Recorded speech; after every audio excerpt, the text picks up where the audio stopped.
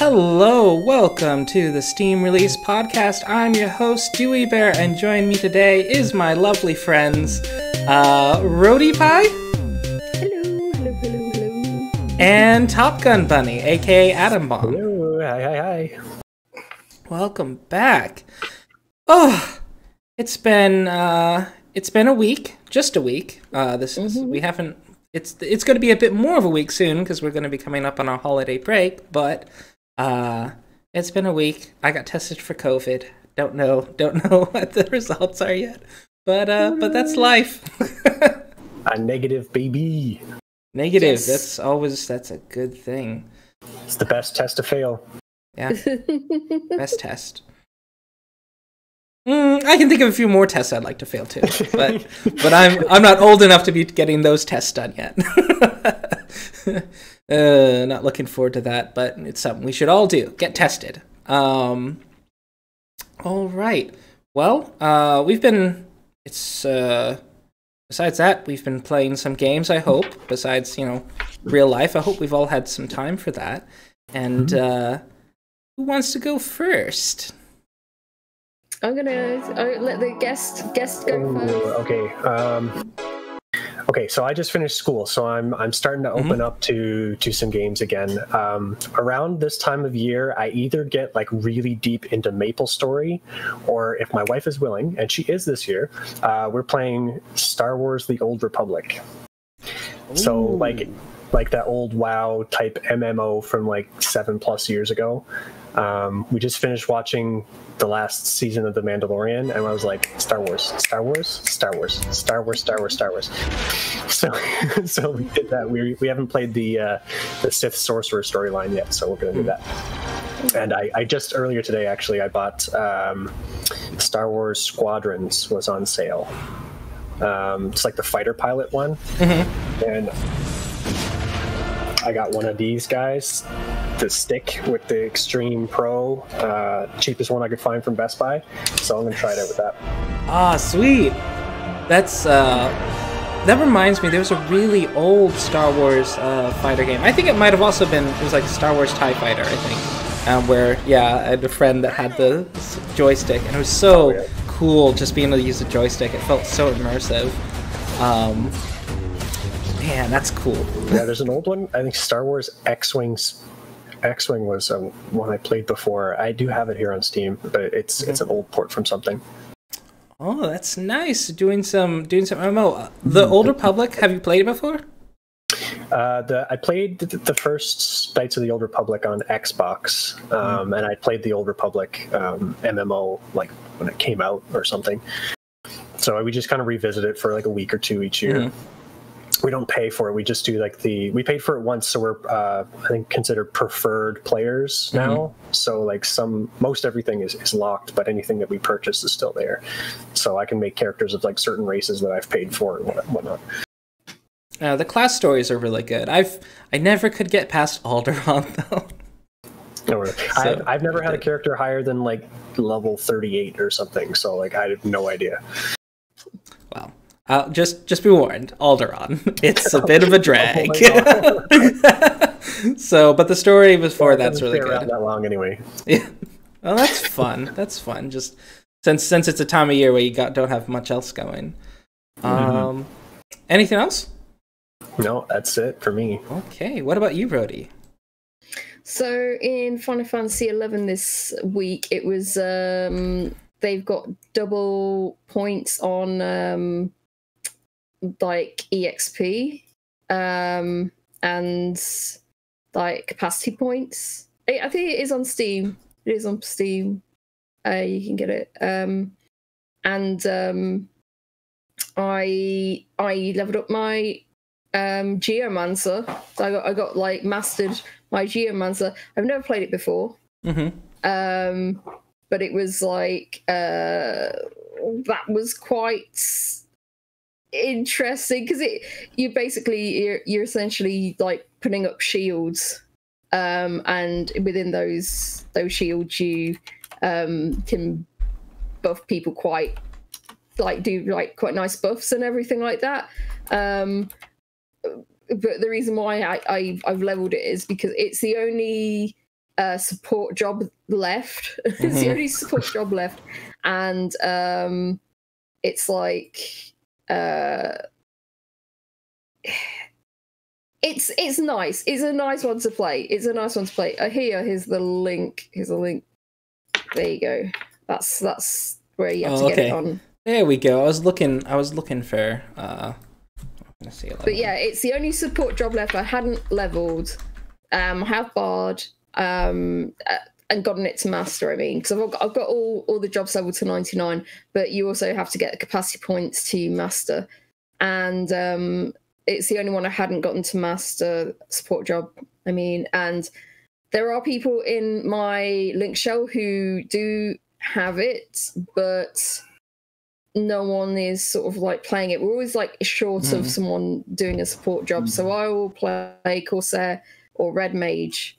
I do have Bard, although I don't have the gear for it, and that's really like very, very, very gear reliant, I feel.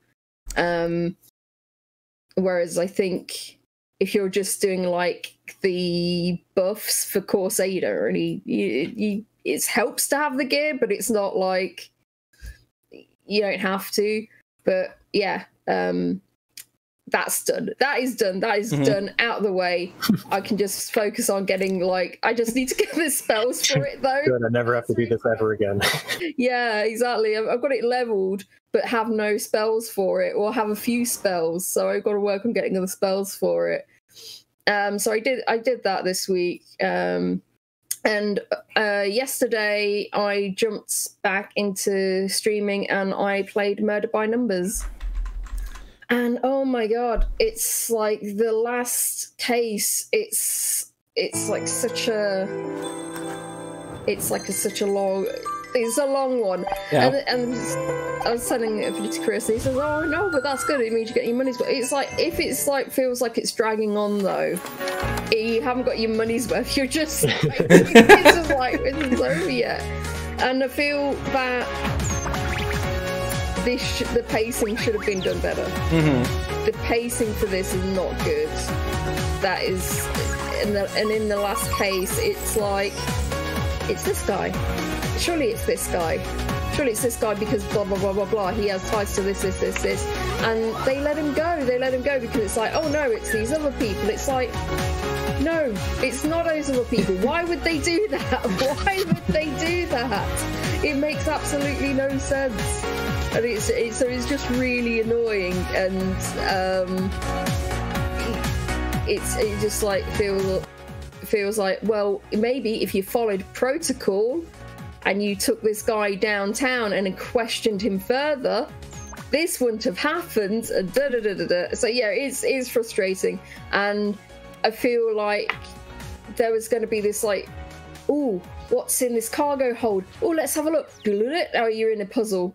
And it's just like, so it was like this big, like, surprise, what this surprise is going to be. But instead of like just showing you what it is, you had to go jump into a puzzle. And it's just like, it's like, this isn't a clue.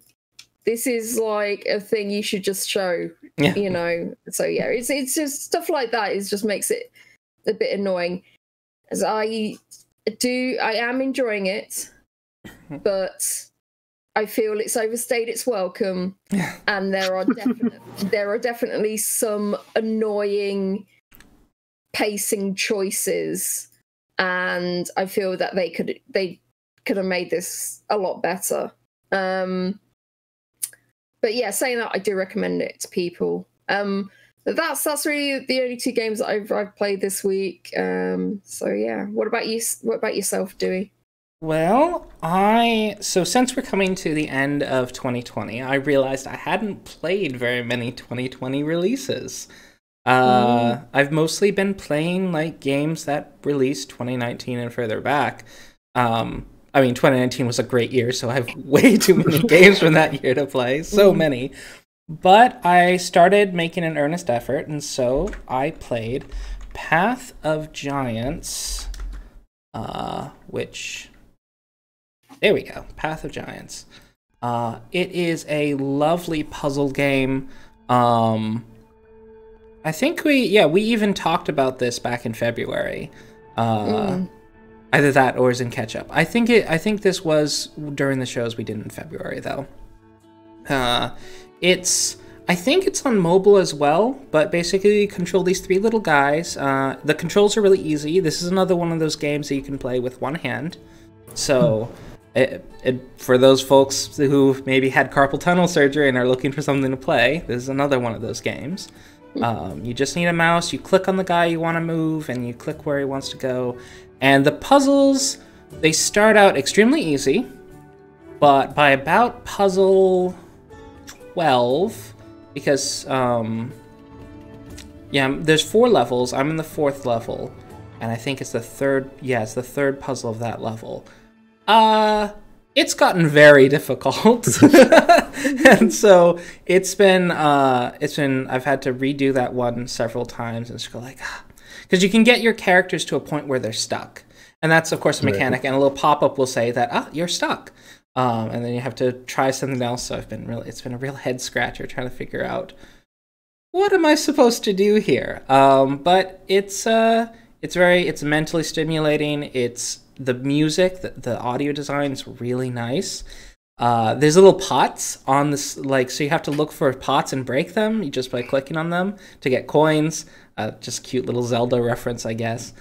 And there's lore, but it's not so much about the story. It's more about the journey. And yeah, I highly recommend it. It's only what, $8.99 normally priced, and I would say from the enjoyment that I've gotten out of it, I've only played about an hour and a half, maybe.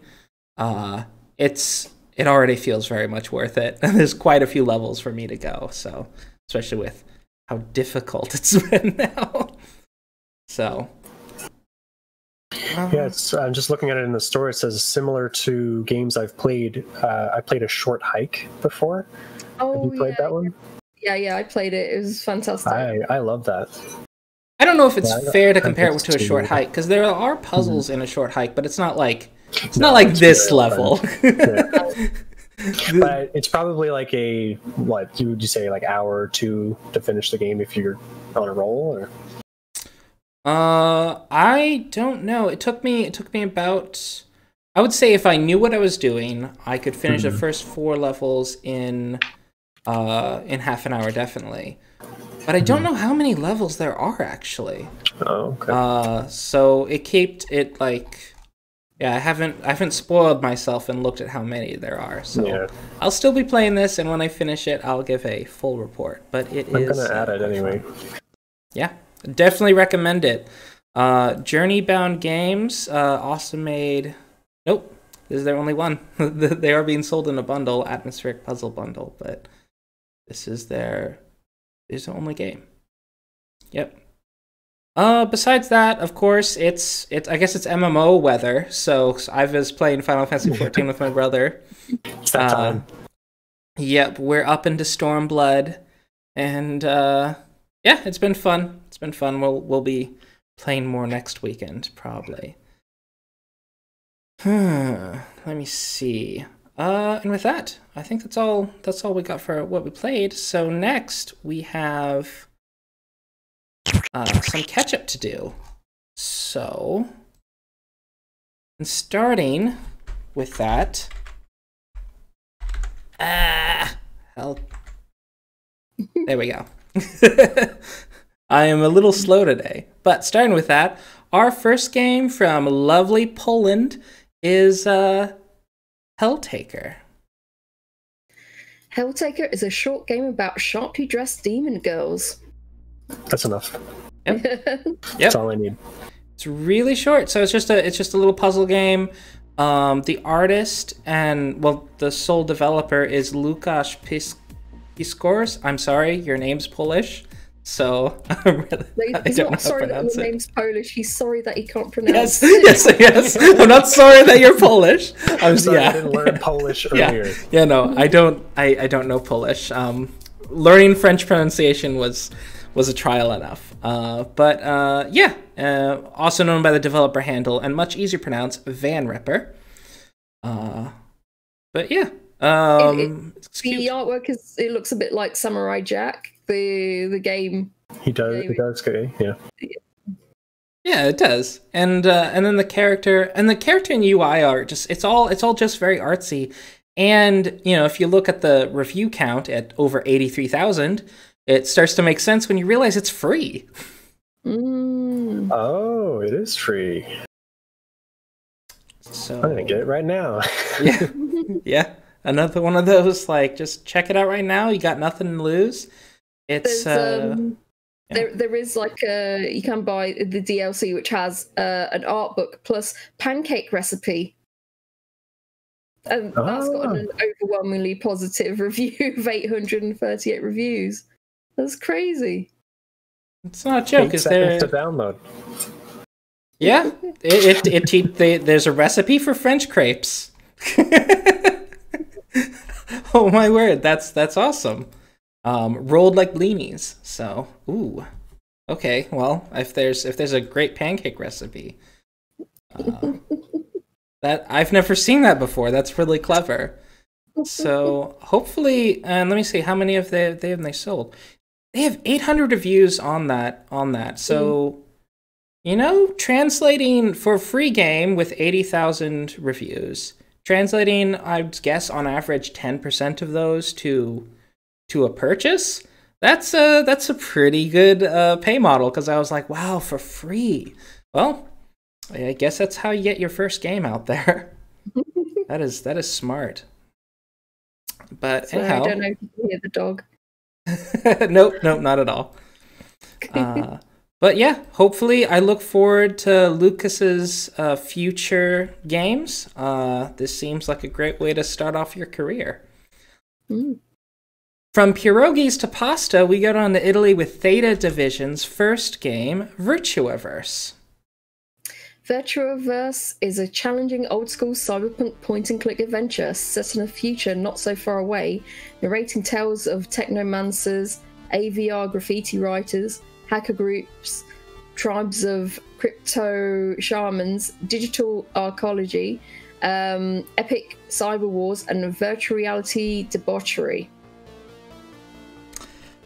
The three devs I found on Twitter, and they are all extremely dedicated to the bit of cyberpunk. So the story and music is by Master Bootrek, who, in his own words, is I am a 486DX33MH 33 megahertz, 64 megabytes processing, avant-garde chiptone synthesized heavy metal classical symphonic music. 100% synthesized, 100% dehumanized. It's just like, okay then. And then the coding is done by Elder 0010, who was also the inventor of the Power Glove Ultra, which is a kind of it's a throwback to the old Power Glove, but it's modernized to be used with modern VR.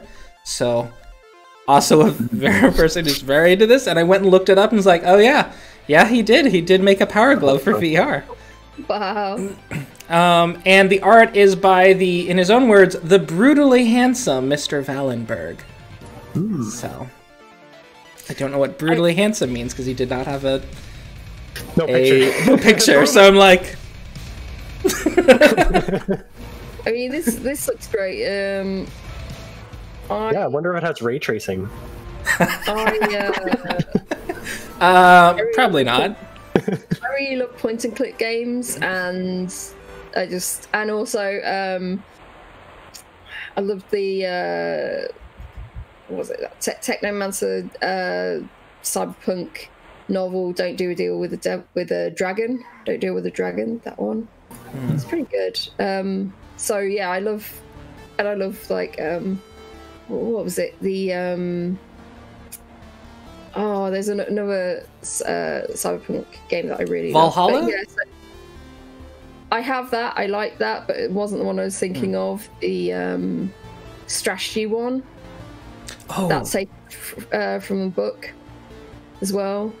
But yeah, that one I really like. So yeah, this is right up my alley. I did have this on my wish list before, so yeah, I'm gonna keep an eye on it, and I'm seeing that it's like really positive, very positive reviews. 501 reviews, and it's at 84% positive. This is probably one I'm going to pick up eventually and play. I'm just looking at the negatives. Someone says this is where the game fails miserably as a gameplay. It's a pixel nightmare where you must scan each environment for items, because if you miss something, you inevitably get stuck. Sometimes it's a tiny thing that you'd normally gloss over. Other times it's something that game says you don't need right now and won't let you grab it, only to unlock the option once the story progresses. Meaning you have to backtrack, hoping you remembered the item existed.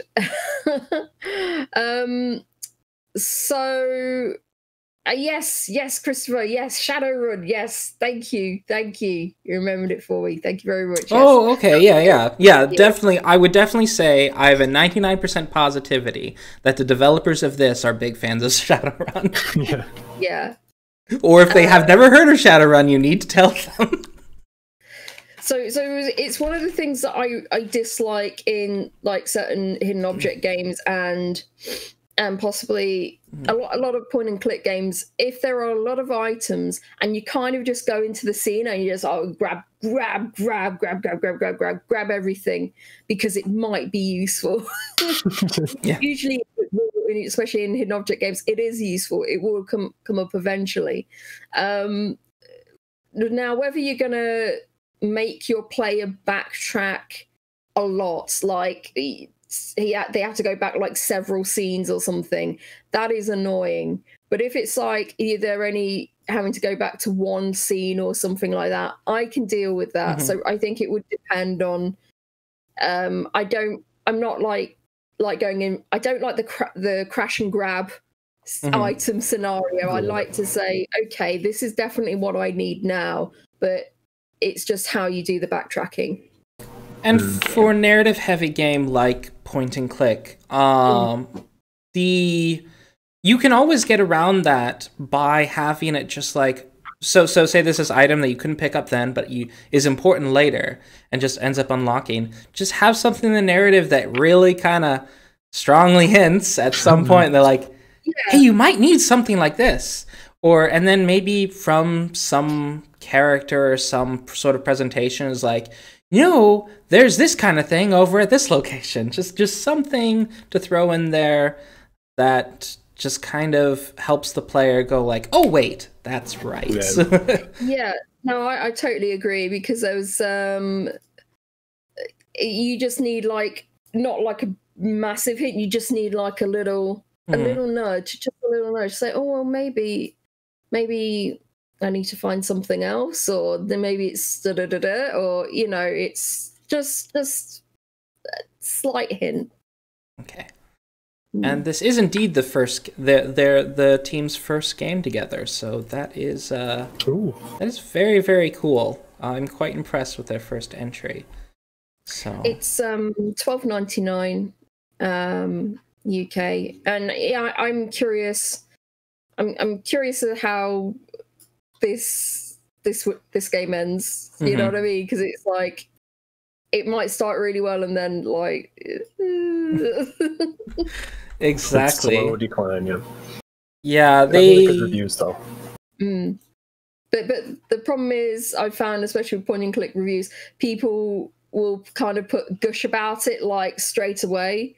Especially like with one of the games that I played, everyone was saying, "Oh yeah, I'm loving this part of it," and it's like you're only at the beginning. And then someone who's actually played the whole thing, they said this started off really well, and then try pointing and clicking for 7 more hours and see how you feel. Yeah. In that way, point and clicks aren't quite the same as, say, an RPG, where an RPG might have an additional like just core gameplay mechanic that you can understand what that core gameplay mechanic is, several just in the first 10% of the game, and that's going to continue through the rest of the game. But with point and click, you're really just pointing and clicking, so if the design gets bad, it becomes very noticeably bad.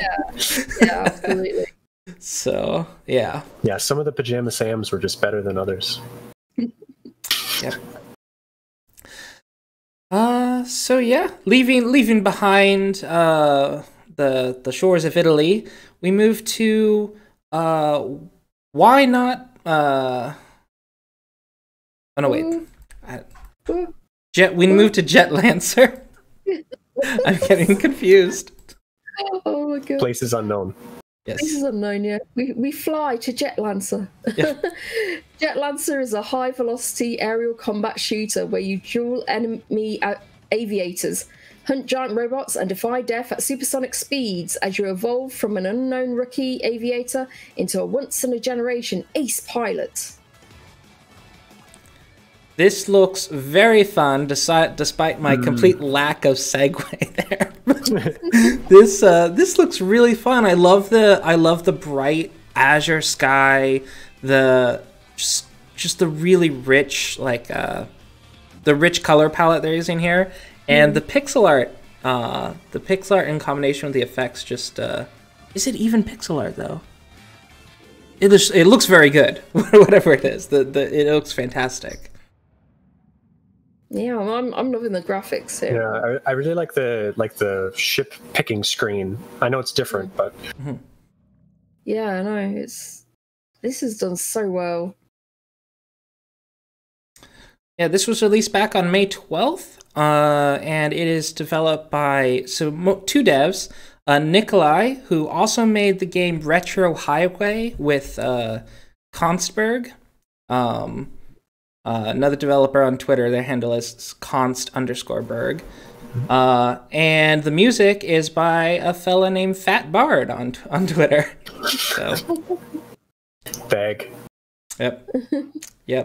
And of course the art is done by at Why Not Art Dump on Twitter as well. And the two main devs are from Denmark and Russia. So yeah, Code Wakers. It's out very positive with 403 reviews at 95% positive, so that's really good. And it's at 11.39. $14.99 US. $17.49 Canadian. My money's just not as good. Yeah, the pain. World of Warcraft seems to think it's not even that good because they're upping the price for just Canadians. Just Canadians? They're like, why not just charge us the US price and deal with the conversion? They're like, no, we want an extra $3. Thanks.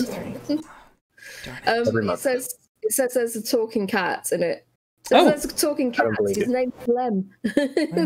Well, that definitely increases the value proposition. Yeah. From saving the skies to saving islands, our next title is Island Saver. A group of amazing islands need your help. Horrid plastic waste has washed up and you need to sort it out with your trusty trash blaster. Look out for the little litter bugs. They love mess and they're out to muck things up. Litter bugs. This looks a lot like Slime Rancher. Yeah, that's what I was thinking. Yep, Slime Rancher, but you're picking up trash.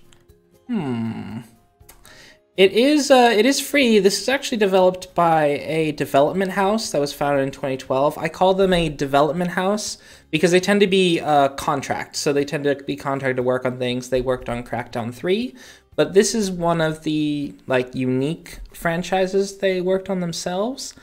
The publisher's National Westminster Bank. So this is the bank that's here because I saw they punching in a code for the bank code. Yeah. Oh my god. So yeah, I do believe they got contracted by National Westminster Bank to make this game. Why? It's such a weird thing. Yeah. It is free though, and it's got a 96% positive. That's incredible. It looks like you can buy multiple islands, but the base game is free. Yeah, the Dinosaur Island is $5. As you said, overwhelmingly positive. There's 1,447 reviews, so that is incredible. Oh, snoring dog. But Oh, yeah. the Fantasy Island looks weird. my word. Like some kind of strange noise. Oh, There is a sit your kids down in front of that for too long. yeah. It's I would say it's like hypnotic, like the color palette is just hypnosis or psychedelia. Psychedelics. Yeah, Easter egg colors. It's yeah, they don't, they're like, oh, color theory, what's that? I don't like how everything is smiling. That's what it's bugging me. They're all smiling. It's like you're trying to be hypnotized into opening an account at the National Westminster Bank. But they're not animals, they're bankamils. Bankamils. You're just playing your game, mind your own business, and they're like, wouldn't it be better if you started storing your money in our bank instead of that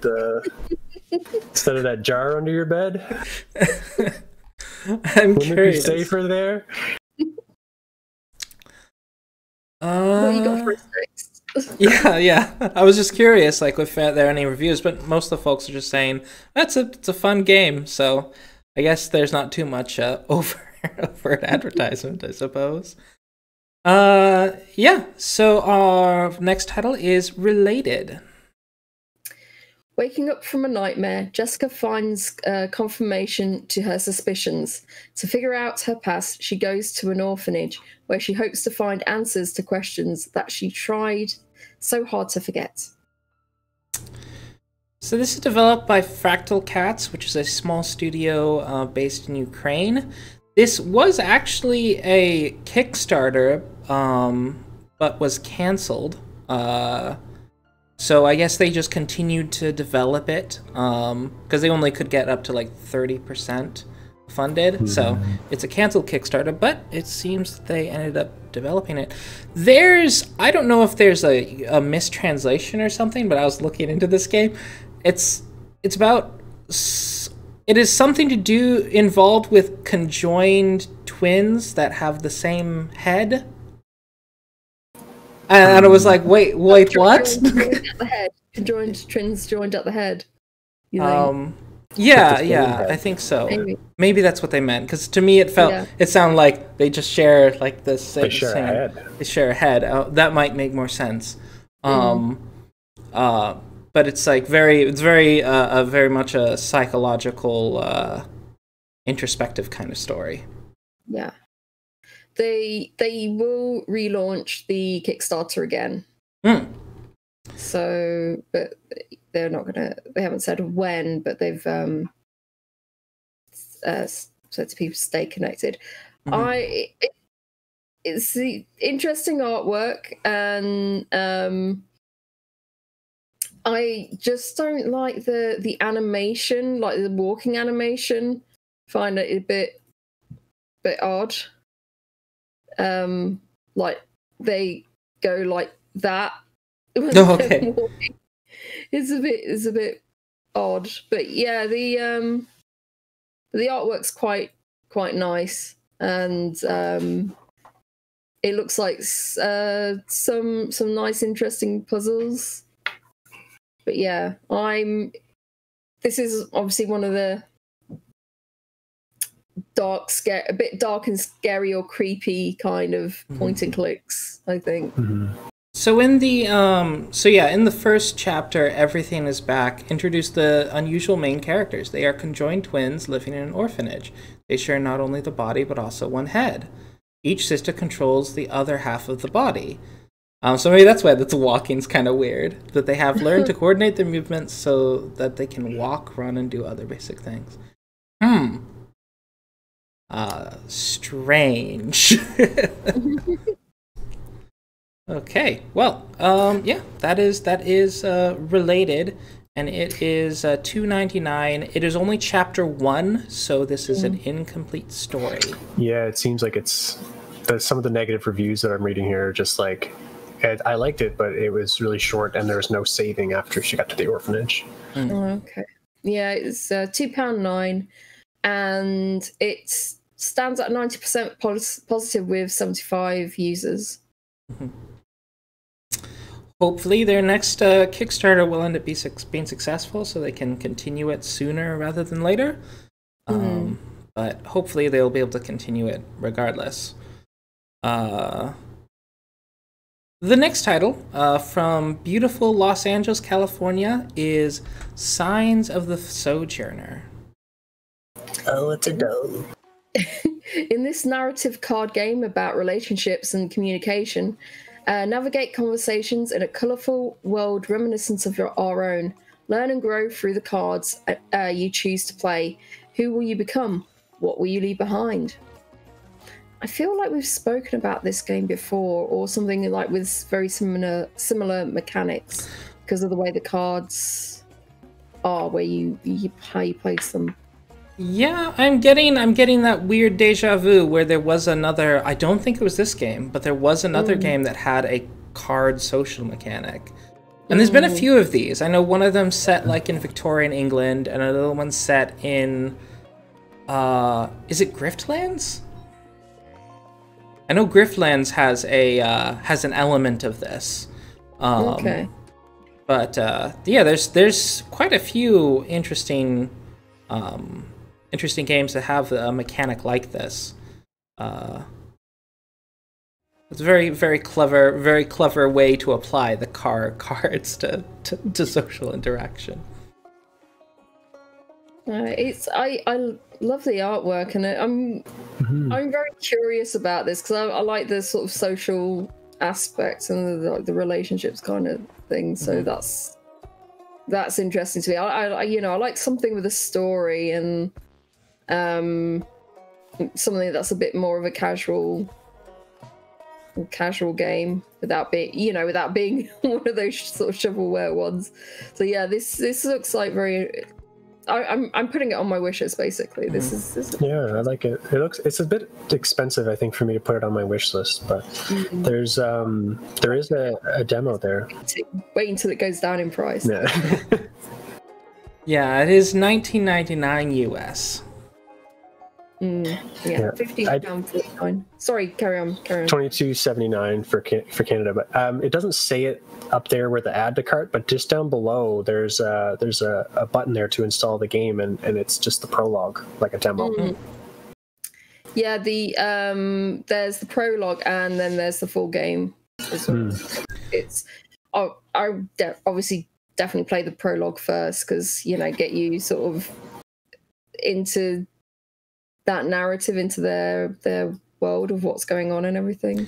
So that's interesting. I think the reason developers do that, where they have the prologue or the chapter 1 instead of a demo as well, is that it gives them 2 listings in the store, and I think it just makes them more. It doubles your visibility, makes it easier to find. So the someone's put a negative review, says fortunately your ability to have a narrative input is limited by your cards, and you really need to specialize in a few symbols. This sharply limits who you can successfully talk to. There's a lot of awkward between specialization phases, where even folks you should be able to talk to have failed dialogues because you drew too many cards outside of where you're trying to get to. The world is not well explained, which kept me from any level of immersion. Interactions with characters felt like implied depth rather than real depth. Again, possibly a result of unavoidably failed checks. I am curious whether this is supposed to be one that you do multiple playthroughs through. Yeah, because then if you have, by the end of the game, if you've got like, a massive pile of cards and you've specialized in quite a lot of things, each of those conversations will be more successful. But it's like 54 user reviews, and it's not 92% positive. So, yep. I think yeah, I'll try it. The prologue. I think I'll try the prologue. Yeah, well, let us know how you get on. Echo Dog Games is the developer, and is their debut game. They have 3 devs on their team: Diala, Zach, and Holly. Our next title from Straphon Studio is Nimbatus. Let's see. I typed that into the wrong thing. Type that into the chat. Nimbatus. Command the Nimbatus and craft drones out of hundreds of different parts. Survive unknown threats in a fully destructible procedural universe. Compete against other players in different arenas, or enjoy complete creative freedom in the sandbox. Let me see. All right. There's a live stream going on of it. This is kind of a whole genre of games that I've seen around. Is the sort of constructible ship, vessel, etc. This one looks fun. They've got some neat lighting effects. There's it seems pretty high paced at times. And there seems to be a lot of clever stuff you can do with your ship, like have it be able to eject parts of it, or really customize your weapon systems. That's pretty cool. Yeah, I really like the artwork. It looks so nice, and it does look fun. It does look like a lot of fun. Mm-hmm. I like the kind of like skill tree that you have, like where you're putting in like your upgrades and everything like that. I do like stuff like that. Mm-hmm. And the studio is based in Switzerland. Strafon was founded by Mika Stetler, a space enthusiastic software engineer, and Funomena Schwab, a biology-loving game designer. So they also made another game called Niche, which is about it's sort of like various different creatures evolving and such.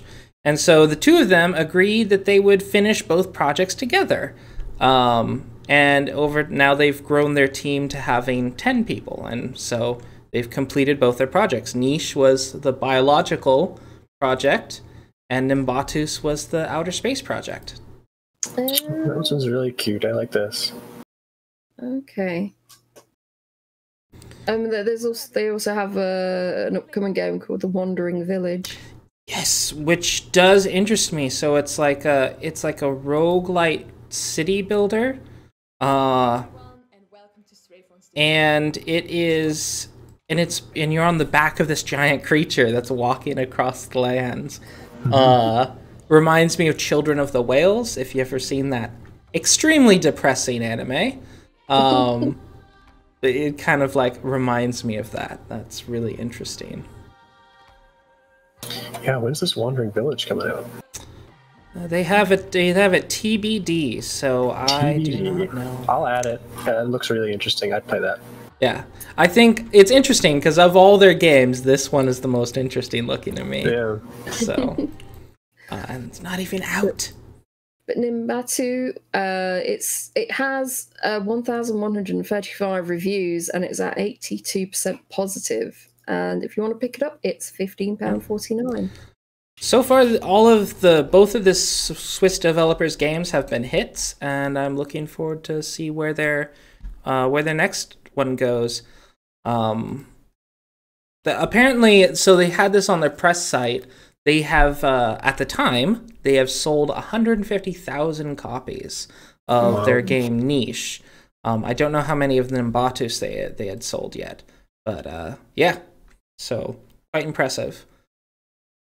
Our next title is A New Life by artist Angela Hay. When your loved one hurts you, what do you do? A classic love story about letting go. Angela Hay also did Missed Messages, another game that came out a couple years ago. I wonder if I have the other one. I might do. You might. Yeah. No. Oh. Yeah. No.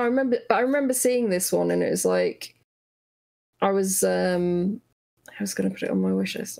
Yeah, do that. Although the other game is free. This game has 5 endings, and it's 40 to 90 minutes of playtime. So yeah, you're going through like. you know, it's a classic love story. Meet, marry, grow old, but when your loved one hurts you, what do? Is it better to love and be hurt than never love at all? So I guess it's like, you know, those choices matter, kind of. Kind of almost reminds me of Emily is Away Too. You ever play that? Yeah. You're like, it's like an MSN Messenger kind of thing. Yeah. I don't know. I kind of like this. It's not really like my type of game, but it looks really, really good. Yep. And it's about 40 to 90 minutes of playtime, which that's always nice when they include the length. And it is $2.99. It's £2.09, and there are 698 reviews, and it's at 96% positive. So yeah. Right.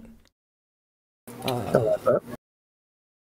Off to our next title is Tales from Off-Peak City Volume 1. On the corner of July Avenue and Yam Street, all is not what it seems. What role will you play in a city's fate?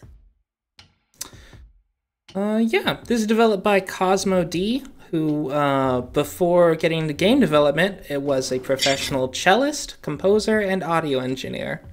Ooh. And then decided to get into video games. I like the way that guy's neck moves. Just like this. So they did the Norwood Suite, and it's like, there's always some kind of like, there's always like a thrown in food mechanic kind of put in there, but it is they always do like these kind of weird, strange, out there kind of games where the people are just kind of slightly off, but it's definitely a style, and it's like very interesting narrative. Their games are always like very interesting. And seeing that it's Volume 1, I assume there's going to be a Volume 2. And there's they do have, their first game was Off Peak, so this is like going back, exploring that world again. Oh yeah, they say that apparently it's set in the same universe as both Norwood Suite and Off Peak, so apparently they're all in the same universe. Interesting.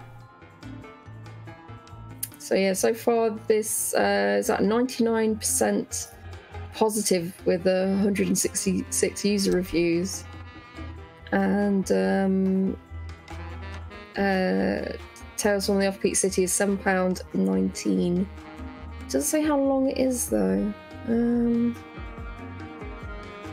Yeah, I can't see it. No. Nope. Yeah, looking at the reviews, I'm seeing anywhere up to 6 hours, but I am not sure. I've seen a lot of people with like just a couple of hours on there, like 2 to 3. So yeah. Yep, there is a demo though, so that there is. So yeah, very, very interesting. A little bit trippy for what I normally jump in on. But I'm sure okay. it's. I don't need a game to help me dissociate. Thank you. Yeah, exactly. Exactly. I feel like I would want to pick this up, but I would, I want to pick up his first game, and then go into the Norwood Suite, and then pick this game up and see, see how I get on. Get the full context. It seems pretty popular though. So I mean, of the 35 most recent reviews, he is 100% positive. Oh, very neat. So, Tales Off-Peak City. Our next title is very, very long. The Adventures of Fatman, Intergalactic Indigestion.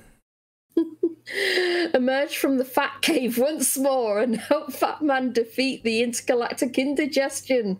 A cheap and cheerful continuation to the Adventures of Fatman series by Mike Doak.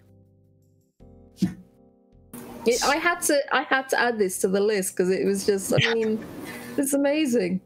This, now that Flash is going, loads of these kind of games are going to be unplayable, but, luckily this has been put onto Steam. You have that sort of classical point and click, the inventory and then Then he's got the hand, and then there's the talk button, the hand button, and the magnifying glass button. So yes, very, very classical point and click setup. I like this. I like it's something I might pick up, and it is only like 79p. I'm curious to like how long this is. It's probably like only an hour or something.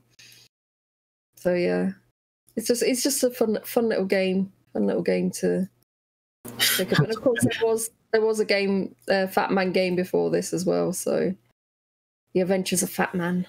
It looks like this could run on a toaster. So yeah. Yeah, and just as you said, 79 pence in UK. It's 99 cents US. I think it's like $1.19. $1.19 Canadian. So not breaking anyone's bank. So from the second semester classes in Berlin, Germany comes our next title, Lit, Bend the Light. Light, darkness, and remarkable puzzles. Bend the light to your will in this award-winning physics-based puzzle game. Feel like a Renaissance engineer. Build your own solutions to light puzzles. Feel your brain grow, and all of that within the beautiful and mysterious world of Lit. I like this. These sort of puzzle games, I always find to be really satisfying. Yeah, especially when there's like math involved. You're like, I know that there's a way to do this. You just have to find the right angle and locate the right interactable tool somewhere. That's neat. Yeah, this looks intensely satisfying. It looks really beautiful though as well. Just the style of it just looks so like really well polished and everything. It's won multiple awards in like indie game competitions in Germany. And yeah, it's just some students that got together and made this. So yeah, their second semester project. There are 126 reviews for it, and it's at 95% positive, and it's $5.99. So yeah, it's not bad. Yeah, not bad at all. Trying to see. What's it US, do we? Oh, it's $6.99 US. That's weird. I got a $7.99. $7.99. Just rounding it up. Just rounding. Yep. Just gotta hit that 99. Just gotta get that 99 in there. It doesn't say how many levels there are. It does not. I'll just play the first level over and over again. Oh, so someone says 31 levels that can be repeated for multiple solutions. So there's 31 levels overall. Well, and perhaps it's the situations like see if you can do it using fewer elements, or fewer clicks or something. Yeah, the puzzle game I was playing this week, Path of Giants, is sort of like that, where there's the long way to solve it, and then there's the short way to solve it. And if you can figure out the short way to solve it, you get an extra achievement. So, yep. But yeah, Lit, Bend the Light. Very beautiful, but elegant in its simplicity. Next up is Foss by Anoops G. In this game, you can do whatever you want. Not necessarily follow the story of the game. You're not some dirty farmer, right? And for whom did this pathetic, boring, and generally unbearable story come up? Because you don't always have to follow it, right? Real saucy there, but yeah, it seems they are going for a very kind of just open-ended, almost sandbox where you can just kind of run around and see what you can do. It's real cute. I like the pixel graphics. Reminds me of actually, it kind of reminds me of that game you've been playing. Yeah, Reventure. Yeah, Reventure. Yeah, that kind of simplistic sort of pixel. And like this game, you know,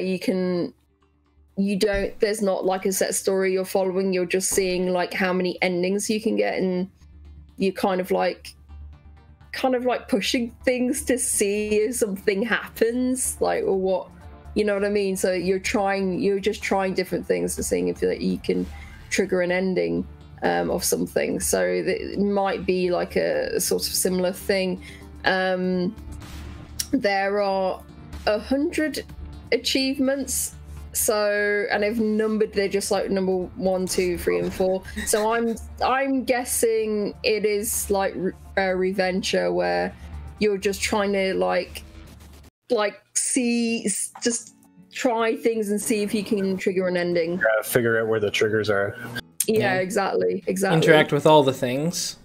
I loved it in Reventure when like I thought I triggered about maybe 4 or 5 endings or something, and it's like, okay, I think I know where I'm gonna go to like try and rescue the princess, and then I just walk out the door and then I trip on a stone, and that was triggered an ending. It's like, and you fall on your sword, and it was just like, this game. After, so I guess we're barking up the right tree, because they say here, after playing the wonderful game Reventure, we found ourselves thinking, why not do something similar, but with our own ideas, capabilities, and other implementation? So yeah, they straight out call out Reventure as being the inspiration. Interesting. And this is free to play, so... And you know, you just get there's different, like, a couple of free DLC and other things like airships and cyber robots and stuff like that. So there's a few. The Cyber Robot 2077. Yeah. Like, we just want to hit. We just want to hit this game. Yep. But it's there's 250 reviews and it stands at 81% positive. So yeah, not as I'm curious to see how this stands up to Reventure. See if it's done just as well. Yep, I would be curious. Anoops also developed Book of Shadows, which is a game we talked about that was released on November 1st. Oh yeah.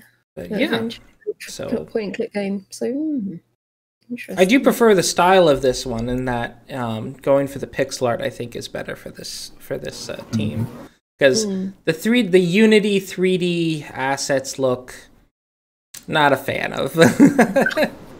So low poly 3D assets, Unity stuff. All right, our next title is Megalan 11. This is an exploration puzzle game, exploring the science station and help the bad luck rescuers get out of the forgotten planet in 11 days. So this is developed by Mayo Games, which is a two developer team. It's a husband and wife from St. Petersburg, Russia, and it looks very, very cute. Yeah, I like the when they do an explosion, there are these bubbles that just go across the land. This is pretty good. But it looks very stylish. I'm really liking it. And of course, it's like a nice, cute sort of like puzzle game, and yeah. I'm curious. Oh, it is single player. For some reason, I don't know, I thought it might be multiplayer because there's multiple characters walking across, but nope, it is a single player game. Yeah, I did kind of think that as well, because you know you've got like these different astronauts and they're all like they're in various different colors. So I thought, oh, maybe there is a multiple player mode. Let me see. So yeah, and they recently had an update. Well, recently as in August. So several months after they released in May, they did have another update, and yeah, they fauna aggression balance You can exit to menu. Drone companion is added and other slight tweaks. So let's see. The game features the red planet ecosystem. The surrounding fauna is aware of your actions and wants to get rid of the irritants. Remember that you are only a guest here. Exploring the world and solving puzzles. The base is fraught with many unexpected functions. Some of them can be a real challenge. Remember why you are here. Clock is ticking. This is an open world adventure, and you only have 11 days to find the opportunity to get out from this planet. Remember that you can always find a way to do it faster. Minimalist, colourful design. The dry wind of the red planet shaped local landscapes, and former inhabitants knew a lot about architecture. Remember this, and do not forget to take screenshots. I feel like I like this and I would add it, but I already have like multiple games that look like this on my wish list. This is it. Yeah. So it's £5.79. There's 12 reviews and it's at 83% positive. The only negative review that's longer than one word is completely in Russian. And I don't yet know enough Russian to know what their complaints are. I'm studying directly into Google Translator. Yeah, just drop it directly and just see. But yeah, it looks cute. And best of luck to Archipel Pavel. Archipov Pavel. Yeah. And with that, we're done with the catch-up list, and we're up to the release list. So we are going to talk about this week's hidden gems, which are all those little games that you might have missed in the release list. And so excited to start on those, starting with Eternal Radiance on Tuesday, December 15th. Eternal Radiance is an action role-playing game about a squire named Celeste who begins a journey to prove herself worthy of becoming a true knight. Classic. So this is an action RPG. It was a Kickstarter. It was kickstarted in February 2019, and they have now released it after, I guess, roughly 2 full years. Well, yeah, roughly 2 full years of development since Kickstarter. I'm getting some like Tales of Symphonia vibes as well. Yep, it is mostly positive with 87% of reviews. Of recent reviews, it's only 80%. So, but yeah. But yeah, it's I like the way this looks. It's I like the artwork. I like the sort of when it goes into sort of like visual novel kind of mode. I like the character designs. Yeah, like 10 years ago, I would have killed to have this game. Yeah. Yeah, it definitely be able to run around like Tales in Symphonia allowed me to do that, and I was like, "Wow, that's so cool." Nowadays, there's a lot of action RPGs, and this one, the 2D art is really nice, and they do a decent job of translating that into the 3D characters, but the world seems a little bit barren. It's just there for the combat sequences. At least I hope it's just there for the combat sequences, because I wouldn't want to walk around in this, because I think it'd be a little boring. So I found with like some of, the RPGs that I've backed on Kickstarter, it's like the characters look really fantastic, and then, the world isn't like as well done, It's a shame. It's a shame. Yeah, and I get with them being a they're going to Kickstarter because they're a team with limited resources. So, and I'm at least happy that they ended up delivering. They were hoping to deliver it in late 2019, which I think is a little too ambitious. But they did eventually get it out.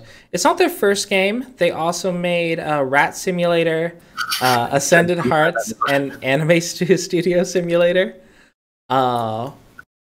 which none of those were as successful as this one. So this is their most successful game. Simulator wasn't this successful. Are you it's like visual novel, rat simulator. One of these does not fit the others.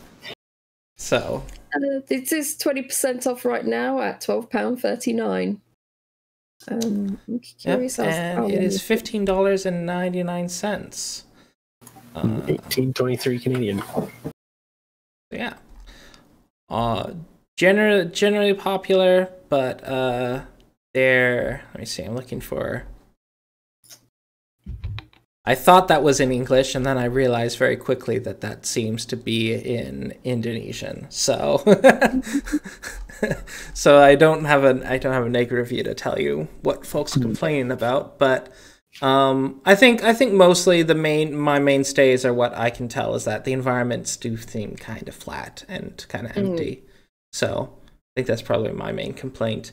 But if the story is apparently good, they do deliver the storyline in a visual novel type way. So you're constantly going between the actual plot lines going on in the visual novel delivery, and then you have the open world RPG, which I think is something that more games could find a way to do it that way, because sometimes in-game cutscenes are just not that interesting. Yeah. All right.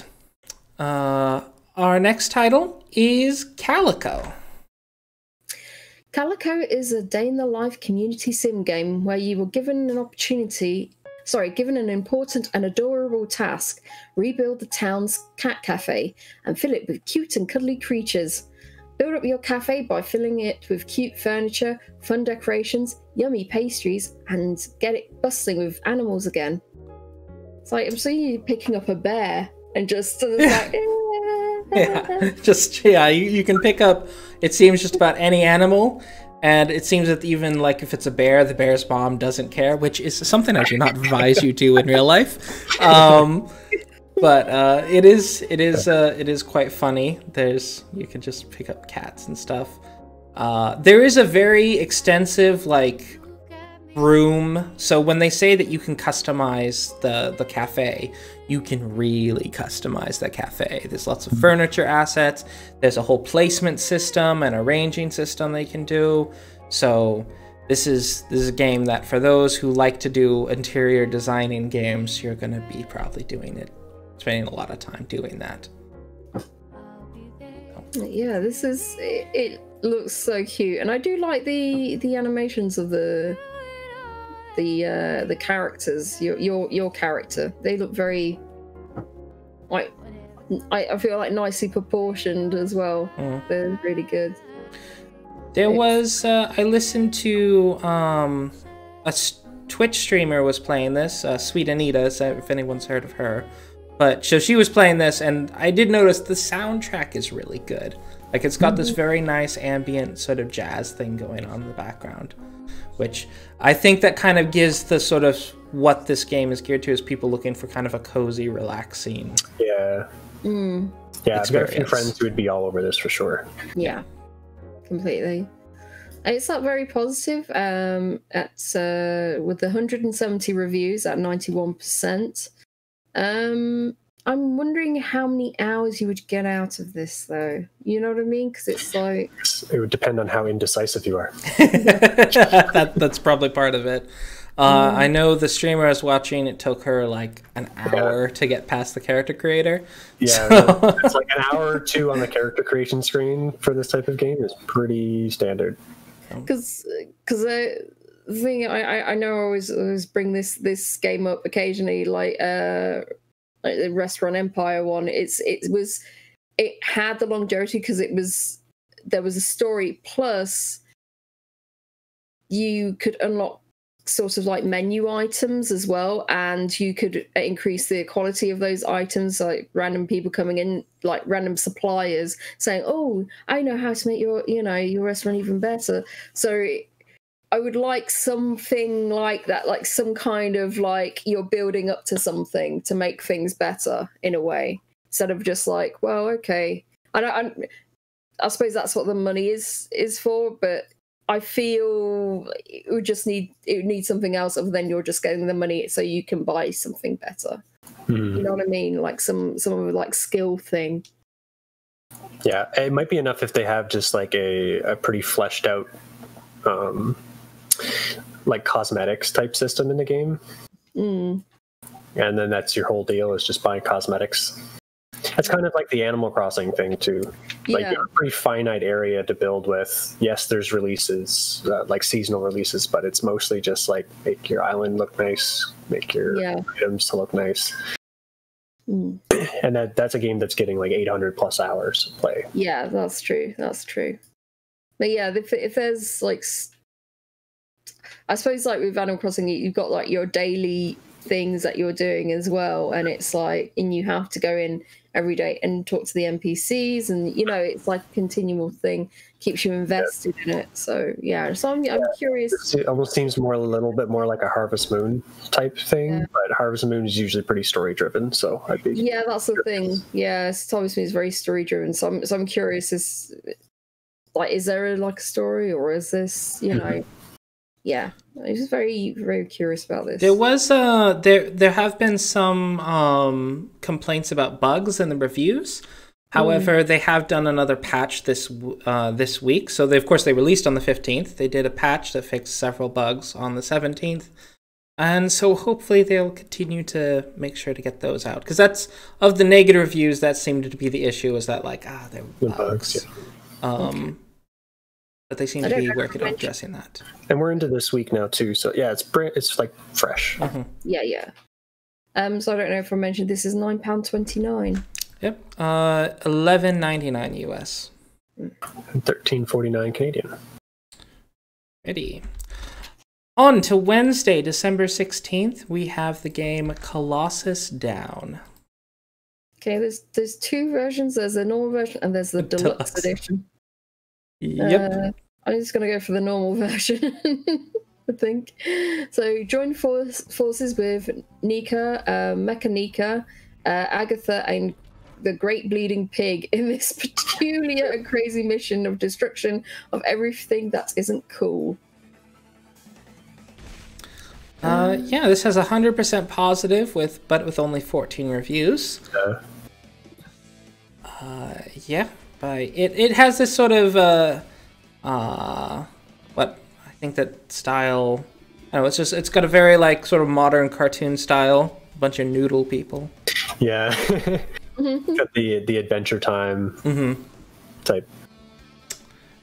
But it looks cute. I think I've met the dev. Oh really?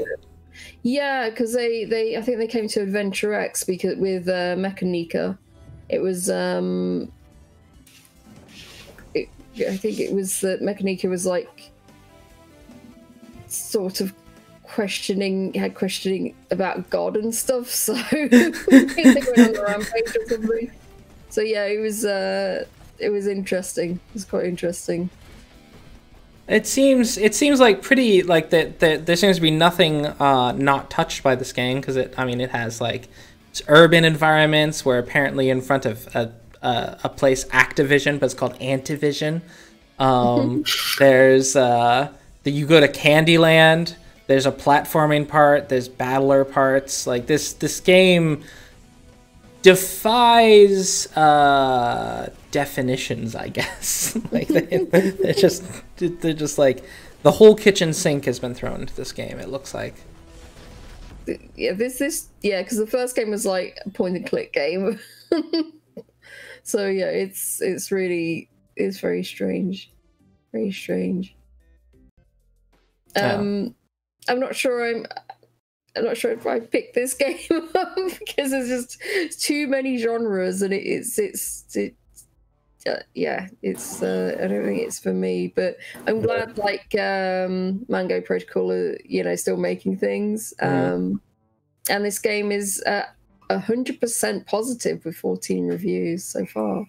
So yeah, well done. Yeah, at 10% off, it is $16.19 for the regular, and it's 16% off for the deluxe edition, which is $22.65. But I think that just has the extra items, which are the original soundtrack, the digital art book. Yeah. All right. Our next title is Fee, or Phi. Fee is a meditative action-adventure game. The player controls Fee, a snake, navigating through a dark, lonely world in search of lost souls to bring to their final resting place. The game places strong emphasis on the movement of Fee. So this is a student game. It's published by DigiPen Institute of Technology, Singapore. So I assume it's Singaporean students. And that snake is clearly a flatworm.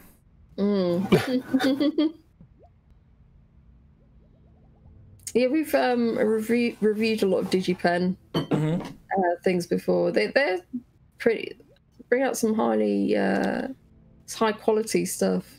Yeah, and if you're looking for free games, it's always a decent spot to look.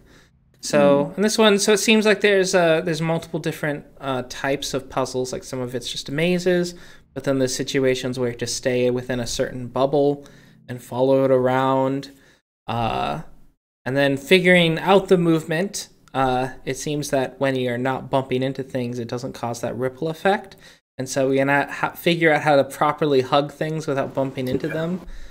Looks super satisfying, though. Yeah, it becomes really satisfying to do that. It is only 30 minutes, and it's not. There isn't like a story to it or anything, but you know, it's free. Yeah. This was to be a group of people did this, right? Yeah. From what I understand, it was a team of students. Okay. So I don't know how large the team was. At that point now in my diploma, where we're going to start working together, like on something. I don't even think I could hope to make this. Well, it just makes sure that you gotta get a group of you gotta share your talents. So have to. I know that. So the folks I know who are going to DigiPen, when they did have to do group projects, there's like a war over who gets the really good artist.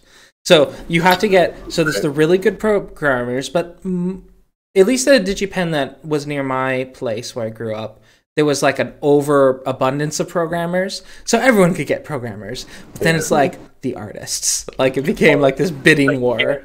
It's really hard to teach art, right? Yeah. It's partly part of it you can teach, but a lot of it's just talent. Yeah, like natural talent and style, like stylistic choices that the only one person can make. And so there becomes a bit of a bidding war, and then if you're a team then you're the team that ends up with the guy who minored in art. And then you're just like, oh well, it's not going to look pretty, but it'll be well programmed. So yeah, that's always kind of a fun dynamic when it comes down to that stuff. Yeah, so that's Fee. It's free. Check it out. Next is Thursday, December 17th, by the developers Flatcoon, is Sink Again. Sink Again is a humorous game with a pirate theme, turn-based tactics with board game elements, and much more. Assemble the perfect team of pirates and go in search of treasures. The game continues the tradition of turn-based tactics and brings many new elements and mechanics to the genre. Well, they really want to make sure we knew what type of game it was. Yeah. Is it neon soaked? No, it's pirates. It's pirates, yes, pirates. It looks quite nice. I like the aesthetic they have going for it. The menus have a decent amount of flavor. I'm trying to figure out what it's kind of like. It seems to be grid based, so it's not exactly XCOM, but okay, interesting. It looks very nice. It all looks really good. I think the ship combat is not turn-based. That is, they have action-based ship combat. But when they're on the ground, it's turn-based. Right, okay. Interesting. Turn-based tactics with board game elements, yeah. So there's 18 unique scenarios or missions, each of which will give you 2 to 3 hours of joy, 15 different types of pirates with unique characteristics and appearance, 50 positive and negative traits that randomly drop out of your pirates and significantly affect their abilities, 95 different inventory items to set the perfect pirate build, endless variety of adventures, taking into account the fact that each game is generated in a new way.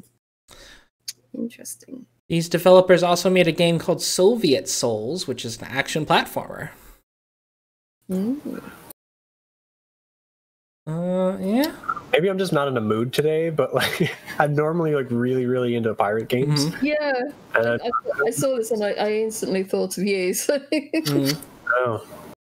I think it's just the board game turn-based stuff. Like I don't really. You're more into more of a sort of a live action RPG. I like the ship, like the ship to ship combat looks really good. It reminds me of Shipwreckers, which was a PlayStation 1 game that I used to play when I was a kid. But the rest of it's I'm not sure where. I'd have to like play it for a bit and see if I liked it. Well, it is 40% off right now, so it's a £5.40. So that's quite a decent discount. Bringing it out. It's been in early access for quite a long time, and they have 40 reviews that are 87% positive. The recent reviews, though, they're at 93% positive, so that's really good. And it would be about 36 hours long if of the 18 unique missions, each of them take at least 2 hours. So, yep, not bad.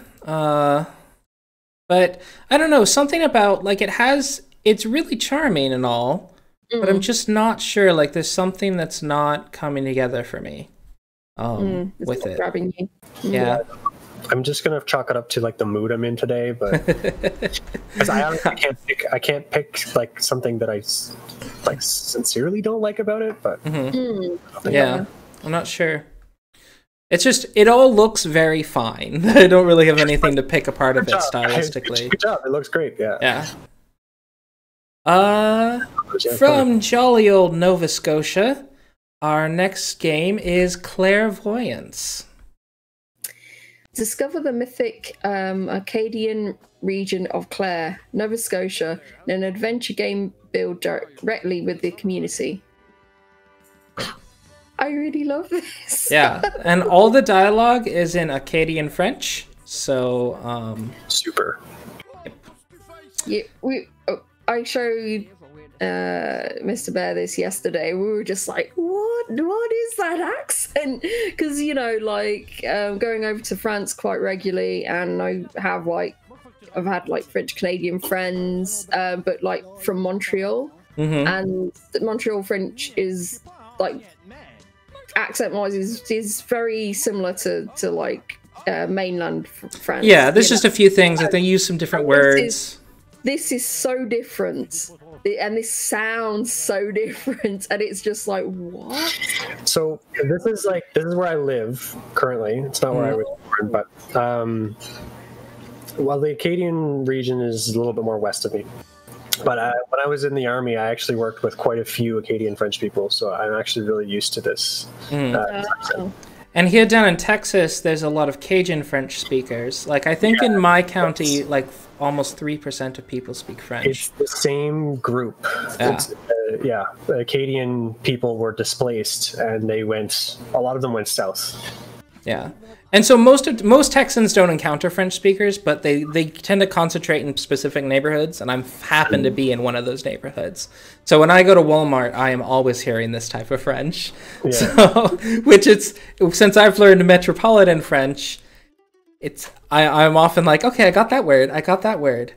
What? Some of it's slang, some of it's English, and some of it's French. Yeah. Yeah. The accent is just so out there as well. It's just like, what? Yeah, it's a very different rhythm. Yeah. And of course, when you're speaking Metropolitan French, if you're speaking in a weird rhythm, they can't understand you, and it's kind of the same situation here. So. Yeah. So I'm actually like, I've never heard of Clare itself, but I just had to look it up because it's so close to me. But it's up near Digby, which is about maybe 2 hours from me. Oh, nice.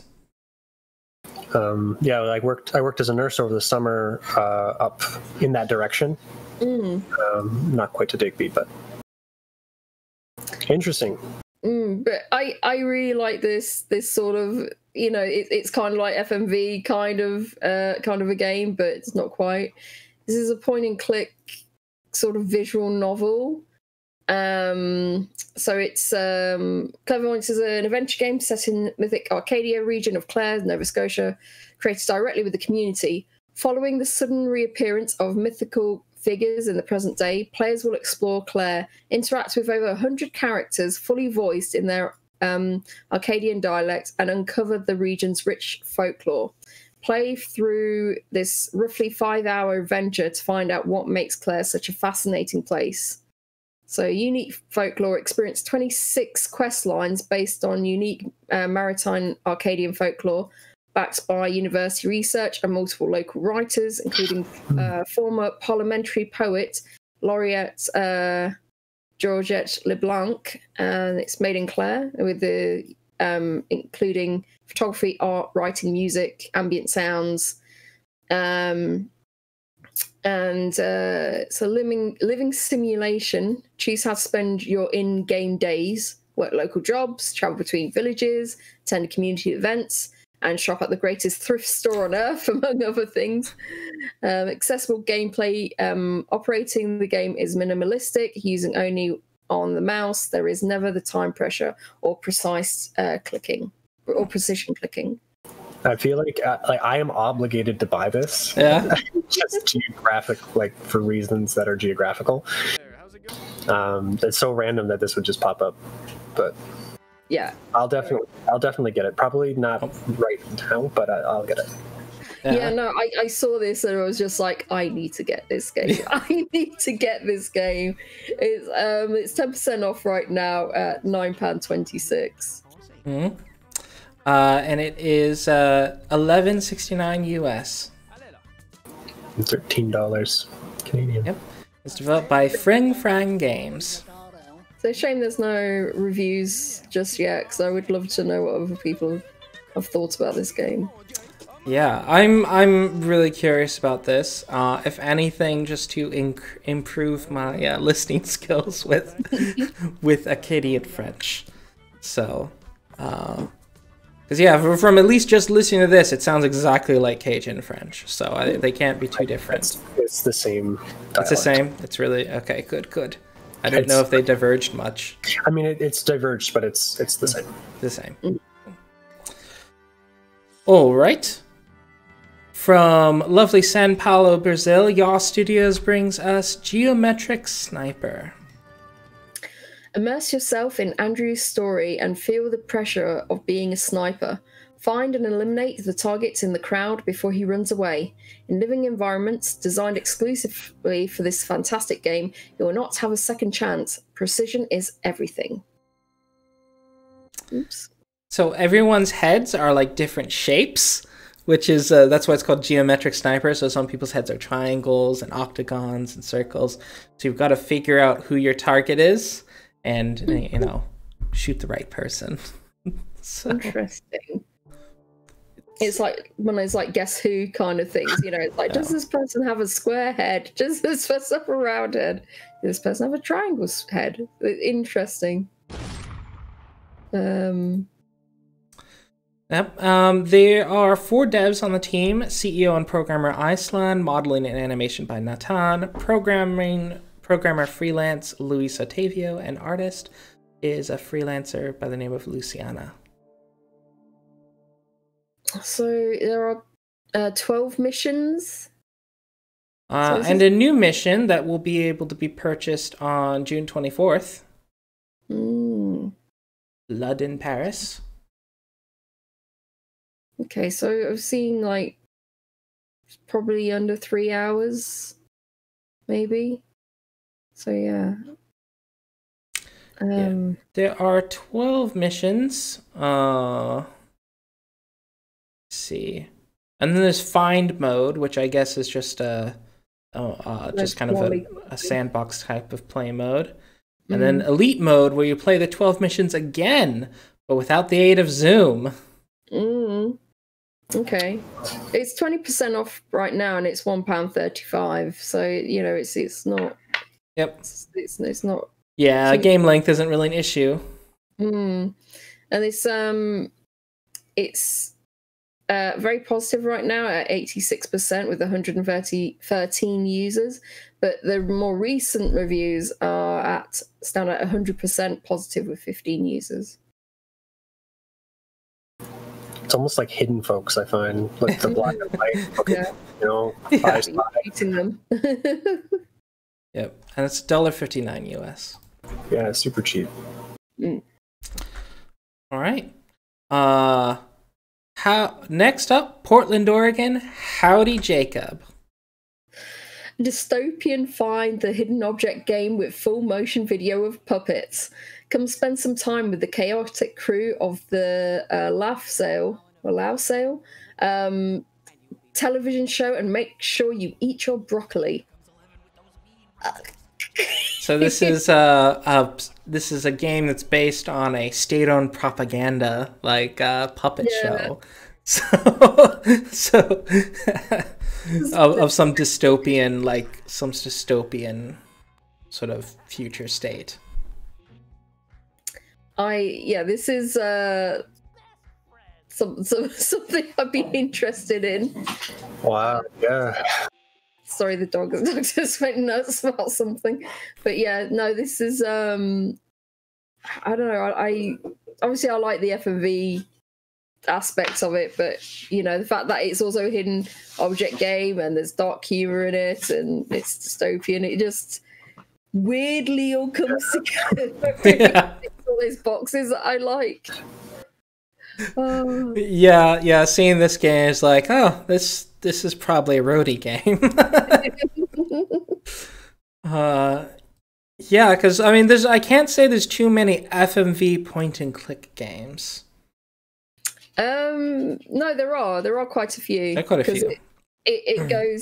They go very well because you have to have for FMV you have to have a certain amount of kind of one takes. There can't be too much variation, you know what I mean? So if it's you're getting someone to walk up to something and that player wants to click on a particular item and says, oh well, I can't take this now, or oh no, this is interesting, what's this, you know, you those takes you can do. So it's quite easy to do that, definitely.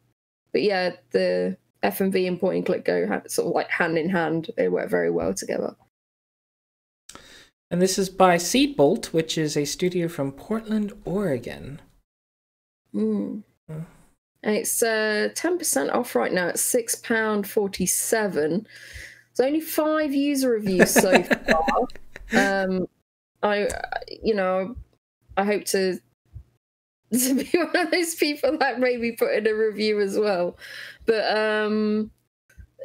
it looks like there's only an hour or two of gameplay, which is a shame, which is a real shame. And the negatives are saying the puzzles, while caked in lore and detail, are much more than a click everything spree. However, that may be intentional, as they feel a little bit pointless, which is how living as Jacob inside this world might feel. The length, it's short. I'd almost prefer a different format for the game that keeps the focus more on interacting with these puppets. I want to learn more about this world and bring down the oppressor or the oppressive. I assume they're evil state. The limited amount of time I get with these characters was not enough. Yeah. So apparently it's pretty short, and I do like the little summary that they have here.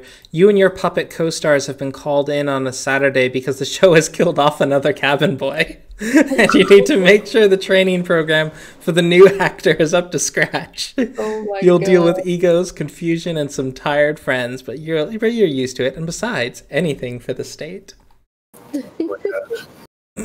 Killed off another cabin boy. It scares the shit out of me. Like, yeah, I'm getting like that vibe from you know that puppet show on YouTube that's like suddenly very dark.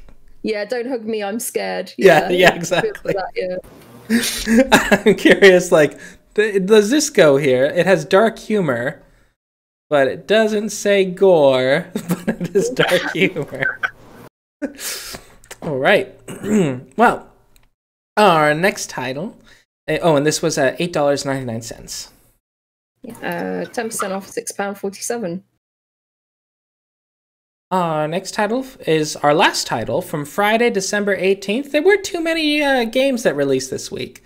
But Wattam. Wattam is a game about the joys of friendship and discovery from the imagination of Kita Takahashi, creator of Katamari Damacy and Nobby Boy, and developer Funomena. Sorry if I've got any of those pronounced any of those names wrong. So yep, this one's just really, really wild. I'm not even sure what genres this game like really exemplifies, but there seems to be some degree of puzzle elements, like how you bring certain characters together. Because, for example, you got the poop character to get flushed by the toilet character. And then you have like the two eye characters and the nose character staying on the mouth character to make a face. Yeah, it's real strange. Yeah, so it's like it's a matching up sort of game. Sort of thing, and that's how you build friendships with one another. So yeah, it's cute, and I do like the idea of it.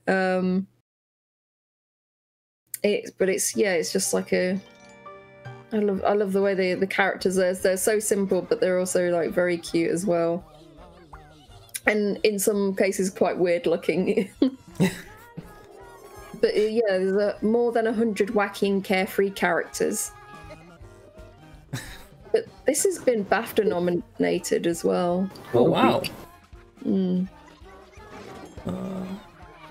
Yeah, let me see. It says it has co-op. Oh, it's only split screen co-op. So.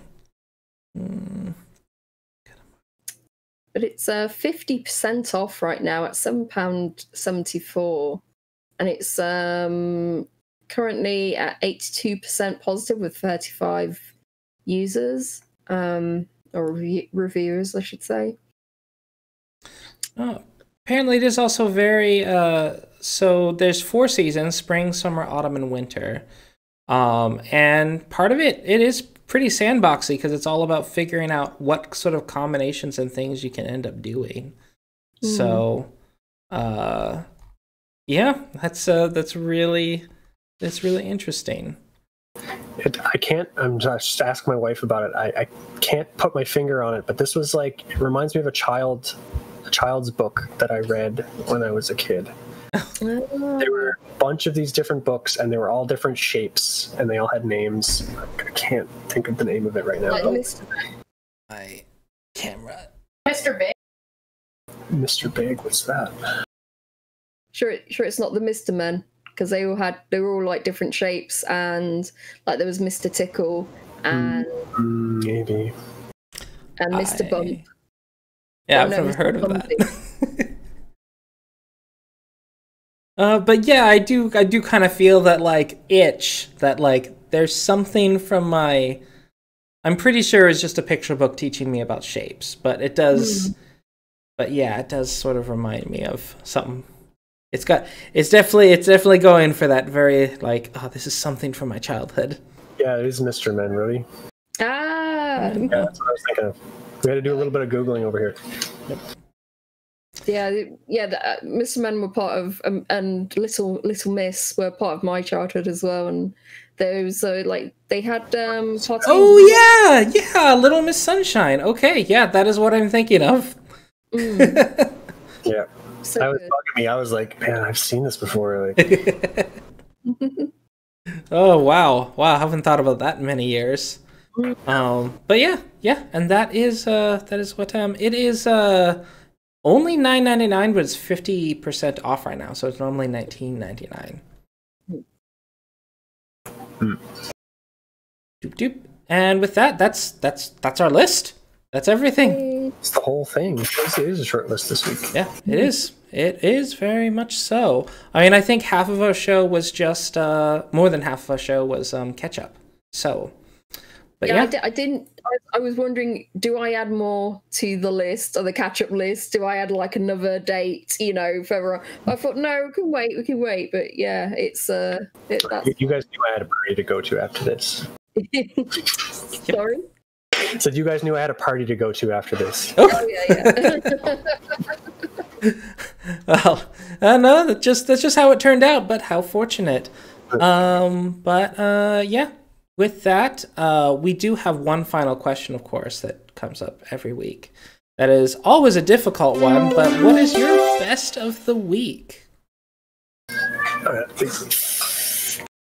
I don't know. Go with you, Buddy. Which is your favorite? Let me see. So from the Catchup, I think Helltaker was definitely my favorite. It's just really neat aesthetic, really just so stylish. I like puzzle games as well, so and I'm starting to get into that again. So just a great fit. As far as stuff from this week, though,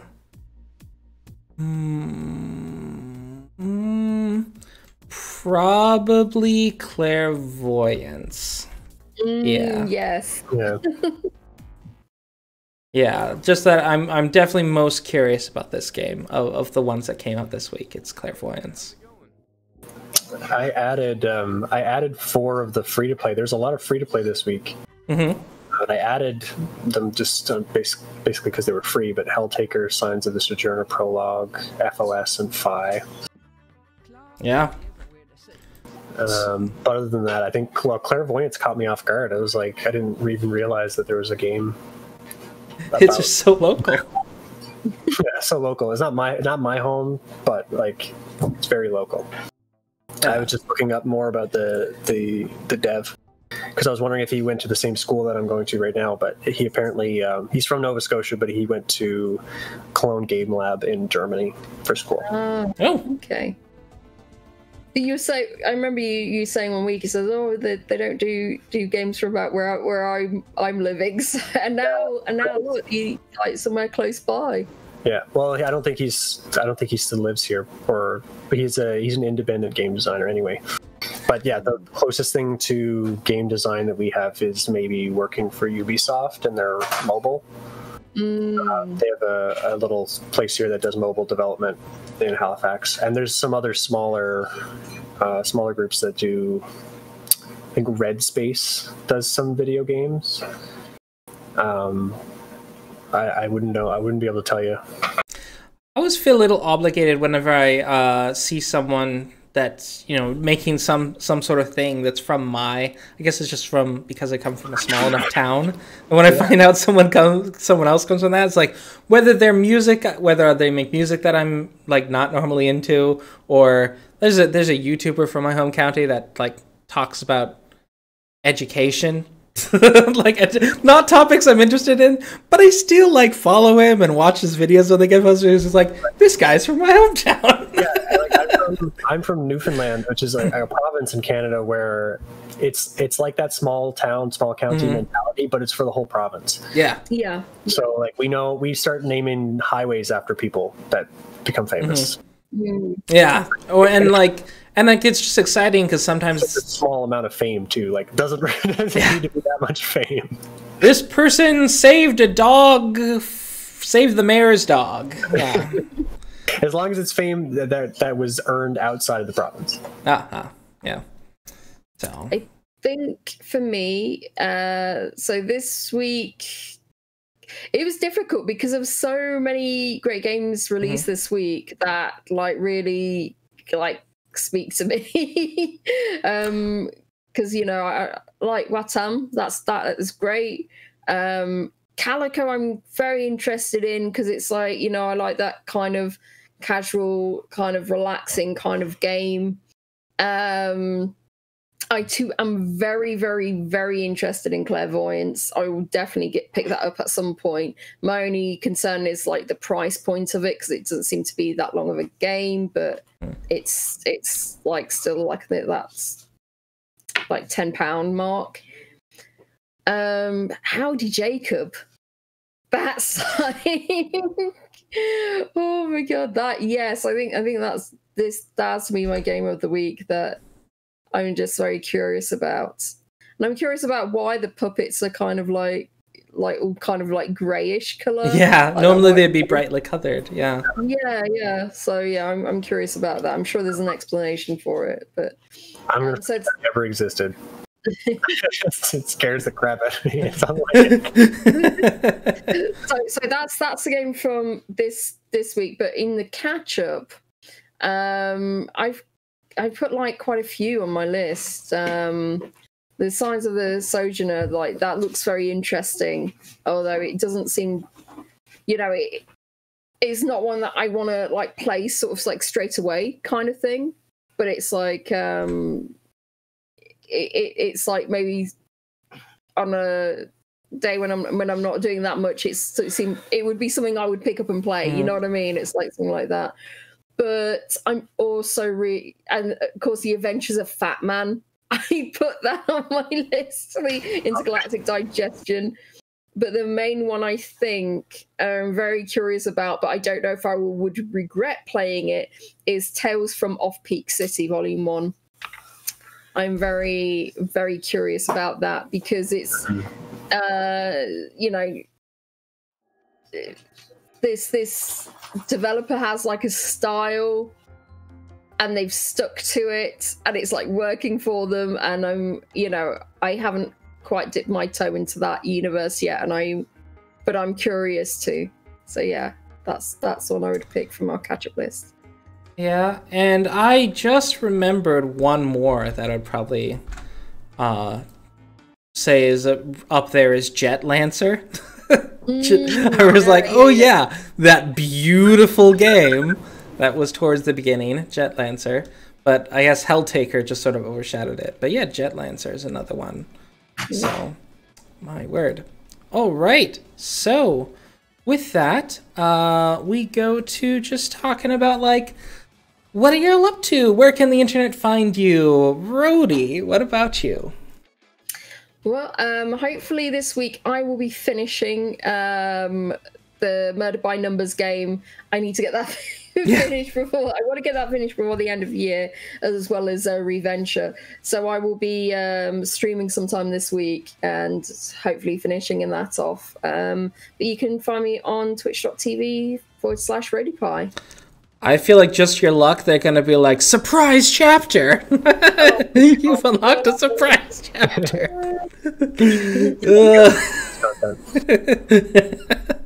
All right, and what about you, Atom Bomb / Top Gun Bunny? So I'm twitch.tv/Top Gun Bunny as well. I haven't been at it for quite a while. Mm-hmm. I'm beginning to research into what it would look like to stream coding and like just to sit down and not do my assignments because I think that's illegal, but my side stuff and like building my profile because I graduate in the spring, so I need to start kind of like padding my profile, my portfolio. Mm-hmm. So I'm wondering what it would look like, and I'm starting to research what it would look like to program. You could do like Wadget Eye Games. The developer there, he streams his what he's working on sort of thing, and he like talks about like the process and everything that he does. So yeah, I really enjoy like tutoring and like talking. I'm not that knowledgeable right now, but I do have that kind of mentality of like explaining things as I go and stuff. So I think that would be cool to look into. Other than that, I'm just playing all the Star Wars games because I'm obsessed. With on the sort of realm of like non-game streaming, I did my first job was teaching high school Latin. It's always been something that I've kind of been curious with, like, well, if I had a proper tutorial. I was like, I wonder if I could find people who would be interested in like the mechanics of the Russian language. Just be going over like what I've learned about Russian. I'm just like, how would I make that interesting? And it's sort of, I imagine live coding is sort of similar to that, being able to like talk about what you're doing. And there's a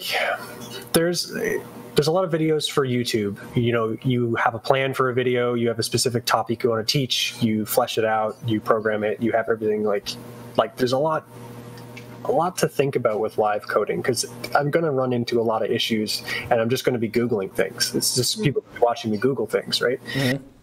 So, I mean, if you're interested in coding and that's, you know, you're interested in becoming a programmer, that's probably half your job anyway, is going to be learning how to program like through Google. Yeah, believe it or not, programmers do not know like the solution to everything just in their head. Like the last thing that I've been programming, it's in a programming language I've never even written in before, and it doesn't matter at this point because I've dabbled with enough of them that I'm just like, it's a programming language I don't know. I'm like, I don't care. I just Google everything anyway. Yep. Just look up the syntax and like every now and then I just notice this little tiny syntax thing. I'm just like, how in the world does this language do this? But like I was for Android, and I know Java, but it's in Kotlin, which is like a Java type language. Yeah. So I have a template that I'm programming from, and it's in Kotlin. So I was like, I guess I'm programming in Kotlin now. Yep. And that's sort of the adventure. Mm-hmm. Yep. So hopefully we'll see you on Twitch a lot more in the spring. I hope so. Yeah. Yeah, that would be cool. Depends on what my schedule looks like, but like one thing I'm finding about programming in general is employers are really looking for your extracurriculars. They want to see what projects you've been working on and what kind of stuff you do on the side. So yep, that is important, having the sort of like, oh, this is stuff I made myself, because then that shows a lot of initiative. Mm-hmm. So yep. Well, and with me, we will not be having an episode for the next 2 weeks. For the next 2 weeks. So the next episode will be in 3 weeks, which is January 6th. No, January 10th. Yes, January 10th. I am right. Yep. Okay, so January 10th we'll be back. And then we're going to be doing the best of 2020 episode. And then January 17th is going to be about what are we looking forward to in 2020. So, that'll be in 3 weeks. So I look forward to seeing you. Fingers crossed for 2021. Yeah, fingers crossed. We've almost made it. Just a few more days. Seeing a lot less of those "next year will be my year" posts. Yeah. As long as the asteroid doesn't hit. So yeah. Gotta kick while we're down right now. Yeah. So it'll happen. Asteroid or aliens, one of the two. But yeah. So with that, thank you everyone for showing up. Christopher Fadis, thank you for stopping by, and for the Lucers, thank you. We appreciate you too. And with that, everyone so long. Don't forget to like and subscribe and hit that bell. Yes. Thank you. Bye-bye.